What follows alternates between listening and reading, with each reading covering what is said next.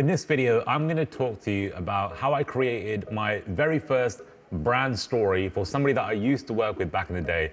This video that we created ended up blowing up this person's business and allowed them to go and create a multi-million-dollar business. But it all started with the messaging and creating this first very powerful video.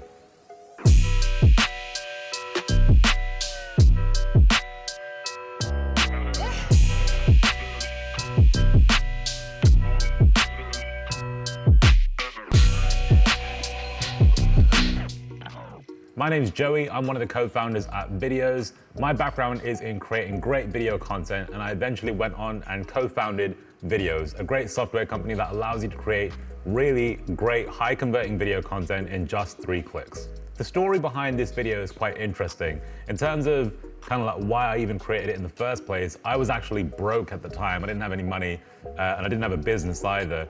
The whole idea with this was that Alex was basically somebody who was a great entrepreneur in the UK, and I thought that I could go and get someone like Alex to help me kind of create my own business and help me get started. The only problem was that in order to work with Alex, it was going to cost me like $20,000 to pay for his expertise, which I obviously didn't have. But what I did have was a little bit of a hidden talent to tell really good stories on video. So when I went to Alex, I said, look, I'll go out and kind of make a video with you and kind of show you my expertise and really help you create some amazing content. But in return, what I'd love is for you to kind of mentor me and help me get started with my business. And that's kind of the fundamental reason why we made the video in the first place. At the time, I didn't really have a view on what this video was going to be. It was kind of just like a stepping stone for me to just get some experience with a great entrepreneur who already had a multi-million-dollar business. And it was an opportunity for me to learn from him, but also kind of practice the skills myself. I hadn't really done a big kind of important video like this before. And a lot kind of was hedging on this video, because if I didn't do a good job, Alex wouldn't have really taken me on to kind of teach me about business and all of that stuff. So it was really important for me at the time to make sure I really nail it with this video. And when I look back at it now, the video is still equally important, if not more, because if I look at all the success I've had since then, it kind of created the fundamentals of what I teach to people about creating video. It allowed me to create a framework around how I teach people video content. But also that video propelled me in the marketing world as someone to go to when it came to learning about video and marketing with video. So it's always going to be something that I remember pretty much for the rest of my life. And it's great to always kind of look back at it now and again just to see kind of where I started. 2006 was the worst year of my life. I had a job that I hated. Had no money, was in obscene amounts of debt, like $60,000 of debt. And we just had our first baby. And I had to provide for Katie and the baby. And it was my duty to provide for my family. So that's like the opening of the video. Obviously, it's the start. One thing that I instantly remember about this scene was Alex's office was really bland and white and just plain. So what I did was these little pieces of thing, whatever it is on the side of him, there's a little bonsai tree and then a little jar just with like some stuff in it. I just grabbed it from another part of the office and just said, look, let's just stick this behind you so it just doesn't look really bland. So that was just something that just came back to my mind there. And then if we actually think about the context of what Alex is saying here, this is basically what I would describe as a hook. So we're giving people a reason to actually want to listen to this story and get kind of emotionally invested into the message. So we listen to Alex. The first thing he talks about is, well, you know, I was $60,000 in debt, just had our first baby, had no money and whatever. So instantly, you know, if you're someone that can relate with that story, we've already kind of drawn you in, lunch persons here. We've already drawn you into the story by kind of getting Alex to share that really personal part of the story there. I shot it at the time with a Canon 5D. It was a Mark I Canon 5D. The 5D at the time was a brand new thing at the time. It was the first camera that was really first DSLR camera that was doing video stuff. So normally when you'd have a video camera, it would be like a traditional kind of bigger video camera, but DSLR cameras started adopting video technology. So the benefit of that was that DSLRs started allowing you to add interchangeable lenses to the camera. So when they started adding video capability, it allowed the videographer to add these really great lenses onto these photo cameras, which I could shoot video with. So to kind of sum that up in a really non-geeky way, it just meant that I could make the video look really professional with not having to actually get a really professional camera. So that was the benefit of using that camera. That's why I really wanted that one. Doesn't mean that it had to be that camera, by the way. Like, I could have shot this video on a phone and it could have still had the same impact, because really what drives the impact of this video is the story and the way that it's structured out.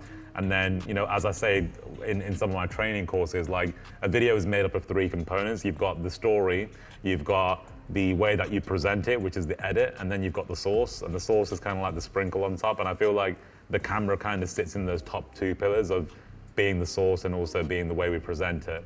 But fundamentally, it's about kind of creating that really strong, solid structure to the story.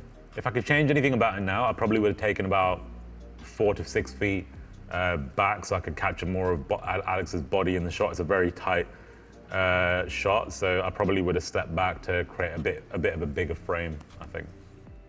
She said, okay, let's do it.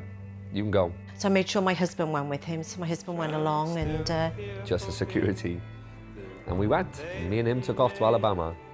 Did a few days over there, and really that's when his internet marketing business took off from there, you know? But I knew... Cool. So with this bit, Alex's mum was never supposed to be part of the story. The reason that I wanted to really get Alex's mum's side of the story was, number one, it creates a different dynamic in the video, because now we've got 2 people as opposed to just 1 person talking. The second thing is that Alex, when I first interviewed Alex on day 1, he was telling me the story about how he was talking to his mum, and you know how she would say how she was really worried about him going to Alabama, and she was concerned. And he told me about how her other half was going to go out with him, so that, you know, he'd have like a bit of security, as he says. And you know, there's a little moment in there where he's like laughing, and I always remember that bit because it was like a genuine thing from Alex. But anyway, after we shot that, I was like, you know what, it'd be cool if we actually got Alex's mum's perspective, because he said he was going to go to her house the next day. And I asked Alex, look, would she be up for just getting on camera, because I just want to ask her a few questions. And the whole idea with this was that I was just going to basically get her to tell the exact same story that Alex had told me, but from her perspective. So from Alex's perspective, it was, right, I need to go to this event, I need to borrow some money, I've got to go to Alabama and learn this stuff. From Alex's mum's perspective, it was, oh, well, my kid wants to go to a different country, really far away, I can't send him alone, and I need to make sure he's going to be safe. So what's really great about this is that I could then combine Alex's mum's perspective and his perspective into the same dialogue, so that it bounces back and forth. So what you can see here is it almost looks like it's scripted in a way where it's almost like done on purpose, but it's not done on purpose. All it was that I just asked the same question to both people to try and create the dynamic between the 2 characters in the story. And then just through some really clever editing, well, it's not really clever, it's just literally I'm just cutting and chopping in between 2 people. So again, you know, what the beauty of this, right, and what I want you to get from this is, it's not about the cameras we've used, it's not about the effects we've used, it's just literally about the great story that's being told and how you cut between the 2 people in the story. So it just shows how far you can go with just a good story. It's not about everything else. All the other stuff's good, like having the great camera and all of that is good. It adds that extra element of polish, and you know, that's all really important. I'm not saying it's not important, but it all starts with just telling that good story. Obviously, in work, people have asked me, you know, what does your son do? And I've just said, Google him, you know, and, you know, I'm very, very proud of his achievements and what he's accomplished. So, you know, as I started telling people, I realized the demand, and that's when Mark to Alex was born. If I look back, I think the biggest thing that I would change about these particular shots, I think the shot with Alex's mum's really nice. Again, it kind of puts me off when I see how tight the shot is with Alex. I think that's the recurring theme here. Also, I think some of the audio could have been sharper. I think Alex's audio is quite strong. He's got a very strong voice, and sometimes when someone's got a really quite like a deeper voice, it can come across quite powerful on a mic. So I think positioning Alex's mic differently might have been better. Maybe using a different mic might have been better as well. And this is some of the stuff that I actually talk about in our Fade to Black course. So if you've not been through that and you want to learn more about kind of like the intricacies of how to create a video like this and to really make an advanced video, Fade to Black is a really fantastic course if you want to get that detailed kind of look at how to do this. And it's not just about creating professional videos, it's about creating any kind of video. Like, even if you're shooting a video on your phone, if you watch Fade to Black, you'll be able to create better sequences, better scenes for your social media platforms. And if you're doing behind the scenes stuff for your shop or for your brand, or even if you're just an influencer and you want to make your content look better, there's loads of stuff in Fade to Black that really helps you to kind of create more dynamic, engaging content. So I'd really recommend going through that if you haven't. Depending on what plan you've got as a Viddyoze customer, you actually get free access to it. So make sure you go and check out our pricing plans to see if you can get access to that. I thought to myself, you know, when I was in school, I hated teachers. I didn't think they were doing it right. Let's have a go with this. And I come through that I'm quite a good teacher. So built Mark to Alex, put the step-by-step program together, and the success stories speak for themselves. I've met people as well, you know, that have said to me that they have come from nothing and Alex has changed their whole life around, you know. So another thing that I remember about this bit is the B-roll that we shoot, right? So when I talk about B-roll is when you're shooting like an alternative perspective, or you're shooting supplementary footage that basically fits in with the story that's being told. So because, you know, Alex and his mum are kind of talking here, later on in the documentary, what I do is I get extra footage of Alex and his mum basically talking to each other. So they're looking at photos on the wall, interacting with one another. And what that does is it creates a bit of that personal kind of rapport between the two. It shows that this is an emotional connection. And all it's doing is it's just showing that they're humans, right? Like, we all know that a mother and a son is gonna have a great bond and a relationship, but sometimes just demonstrating that visually can show that they've got a really close connection. The fact that his mum was wanting to, you know, make sure she sends someone with him so that he's looked after shows her maternal instincts and shows how much she cares about Alex. So we're already getting the sense that this is a very close bonding relationship, but we can add to that by adding that supplementary B-roll in and showing how they are actually really close and just visually showing it. And the important thing about this, right, is when I'm filming it, I'm doing it in a very voyeuristic way. All right, so I've been told to stop for a moment because apparently voyeuristic is a naughty word, because I've just Googled voyeur, right, and it basically says a person who gains sexual pleasure from watching others when they're naked or engaged in sexual activity. So just for the record, Alex and his mum weren't naked. They weren't engaging in sexual activity.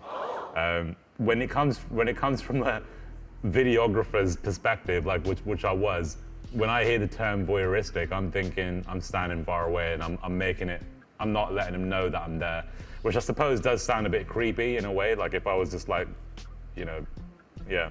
So basically, let's rephrase that bit and say you're kind of doing it in a candid way. You're doing it in a way where they don't necessarily need to know you're filming. It's like you're a ghost, right? Like you're stealth filming or whatever. Or you've got a spy cam hidden in your bedroom. Let's take it a step too far. You know, you just want to capture stuff. And you don't know if you're always going to use it. Like, I shoot a lot of content for my own personal account sometimes on TikTok, Instagram, whatever. And what I do is, some days as I'm just going through my day, I'll just film stuff randomly because I don't know what I'm going to use it for yet, but later on when I'm doing a video, I might be able to throw it in. So yesterday, for example, we had a meeting in the green meeting room upstairs. And what I did was I just shot a little bit of Adam and Tom and Nindy, that we were all just talking about this documentary we were creating. And then yesterday night, I was editing a video that I made about a completely different topic, but because I talked about being in a meeting, I cut that footage in and I could use that footage. This is a great way for you to just start building up a Rolodex of footage. I mean, we've got a team here now. We've got, you know, 2 videographers, we've got an editor, we've got a content writer, we've got Maya on camera, me on camera. We've got a big team. So for us, it's really easy now to start creating this Rolodex and bank of content. But if I was going back and just starting out, and I could start from day one again, from day one, I would be filming more content. I would be creating that bank of footage. So when I'm going to go and create content, it's like, all right, cool, I've got all this stuff that I've got that I can get access to. And remember, look, nowadays, your phone is like your best friend, right? You can create so much content and store it on your phone. Back in the day, we couldn't do this. Like when I first started out, you know, phones wouldn't hold that much data, and the video content we could shoot back then wasn't anywhere close to the level you can shoot now. So just bear that in mind in terms of how we collate that footage and how you can utilize that later on.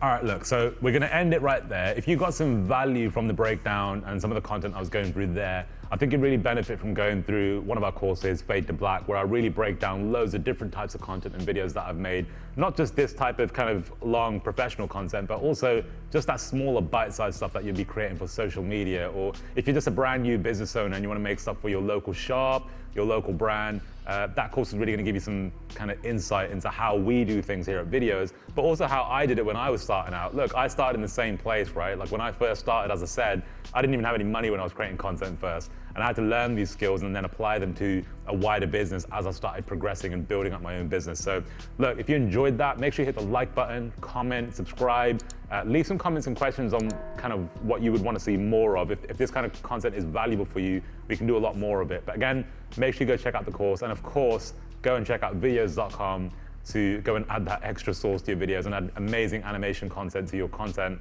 in just 3 clicks. Content in your content.